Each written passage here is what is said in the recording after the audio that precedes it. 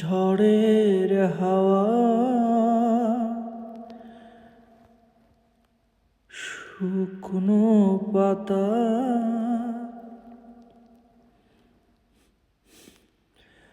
কোথা থেকে কোথা উড়ে যায়,